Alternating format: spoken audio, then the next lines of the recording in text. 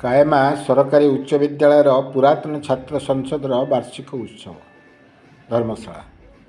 जाजपुर जिला धर्मशाला ब्लॉक अंतर्गत कायमा लाल बहादुर सरकारी उच्च विद्यालय प्रांगण में पुरातन छात्र संसद वार्षिक उत्सव और बंधुमिलन पर्व महासमारोह अनुष्ठित हो जाइछि।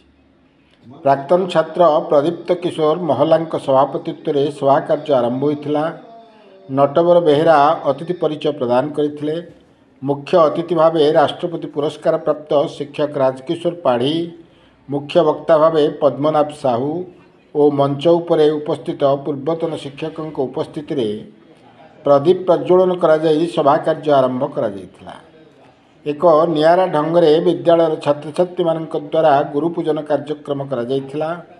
अतिथिवृंद निज अभिभाषण माध्यम यही मिलन द्वारा अतीत वर्तमान और भविष्यतर संगम होइथिबा कहिथिले। विद्यालय छात्र छात्री मान द्वारा विभिन्न सांस्कृतिक कार्यक्रम परिवेषण करा जायथिला। धर्मशाला सुशांत कुमार गोछायतଙ୍କ रिपोर्ट क्रांतिधारा प्लस। नायक पुरातन छात्र संसद संपादक हिसाब से कार्य कर ये 2018 आमर है सुवर्ण जयंती से प्रति वर्ष कोविड गोटे वर्ष बंद है प्रति वर्ष आम बंधुमिलन कार्यक्रम करुचु जो पुरातन छात्र छात्री वर्षक थे आसी निज भितर निज संपर्क को निज आनंद को परस्पर मध्य बांटुंट खुशी अर्जन कर। लाल बहादुर उच्च विद्यालय पुरातन छात्र संघर यही जो समावेश जोगदे आनंदित।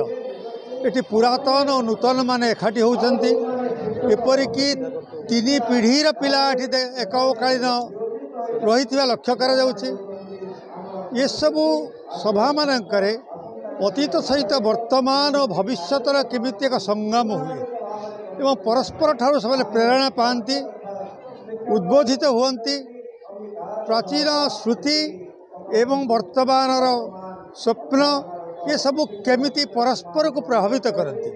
तेणु यह छात्र मानक लगी शिक्षक मानक लगी पुरातन हूँ कि नूतन हूँ अभूला दिनटी रही जाए से भाई एक दिन जोगदे आनंदित।